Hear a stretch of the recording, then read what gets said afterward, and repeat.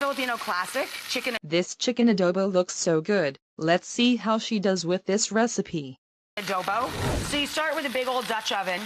This really looks crispy. The reason why we cook the chicken is to get rid of salmonella, preventing us from getting very sick, and I would not leave it longer than that, otherwise it will start to burn and start to turn black. And brown up 2 pieces of chicken per adult portion. Okay, so if you're entertaining 6 people, do 12 pieces. If you're entertaining 4 people or cooking dinner for 4, you need 8 pieces. You brown that in some olive oil in the bottom of your Dutch oven until it's nice and crispy on both sides. Now it's gonna get spicy and good. What? The chicken adobo is not supposed to be spicy, but you can do it if you want, but I would not make it spicy. Now we're gonna add just a drizzle more oil because I barely got any drippings out of that chicken.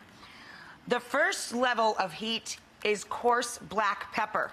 2 tablespoons. Don't be cheap on the black pepper. It's essential in the dish.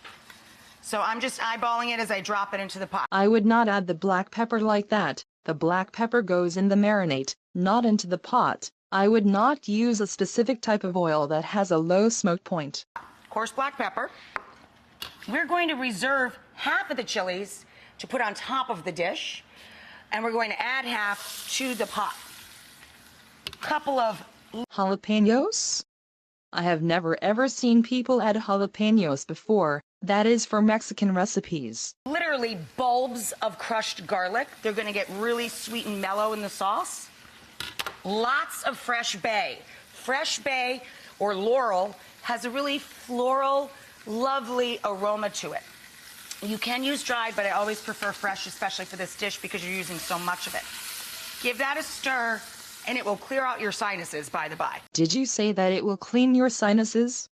If you have a problem with your sinuses, visit and check with your doctor. And raw garlic is an irritant to your nasal pathway. So keep your head back a little bit from the pot. And then a large bunch of scallions or green onions when they're in season. And we put the whites in the pot and reserve the tops or the greens for when the dish is done. Another reason to keep your head back from the pot. Now we're going to add 3/4 cup of vinegar.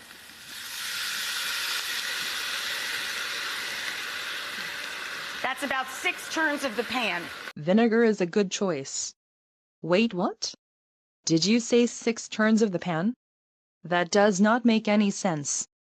Don't add too much vinegar because depending what kind of vinegar you are using, it will have too much acidity in your food and you do not want that.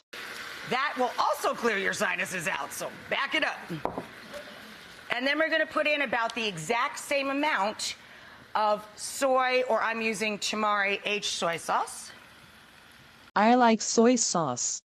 If you have celiac disease, then tamari is a good substitute to the regular soy sauce because the soy sauce is gluten-free. But do not add too much soy sauce because of the sodium content and makes it very salty if you add too much. Okay?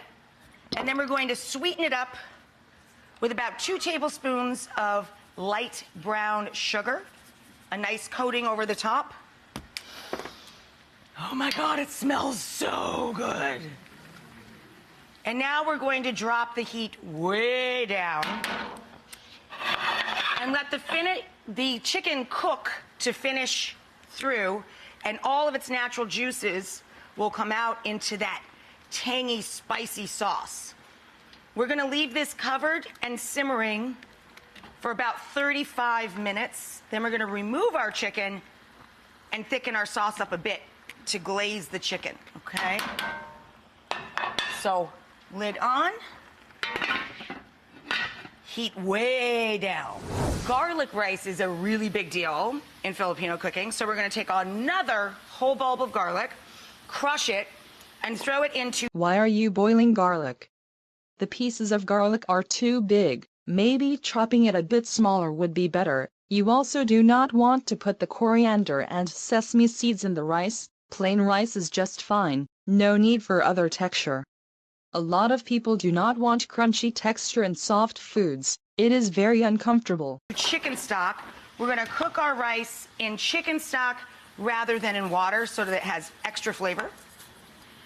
It's up to a boil. Now we're going to reduce to simmer, and I'm going to add coriander seed, another big flavor in Filipino cooking. And when the rice is done, we're going to fluff it and add toasted sesame seed, which should give it a really nutty flavor as well. Lid on, you know the drill here.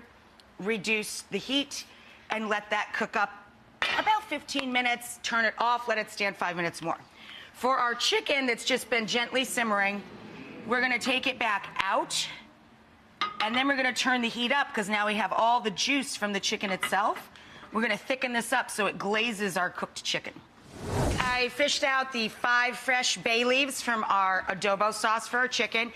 Meanwhile, I cooked rice. Now I'm going to finish with a nice fat sprinkle of toasted sesame.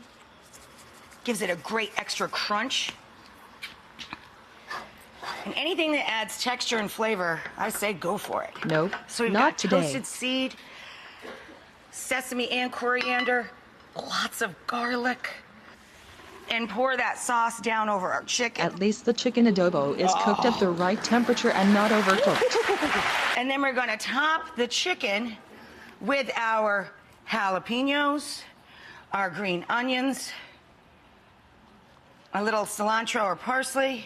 You cannot put parsley in this recipe because it is used for Italian foods. Seriously, you cannot replace Filipino ingredients with Italian ingredients. I used cilantro because we used the coriander seed in the rice.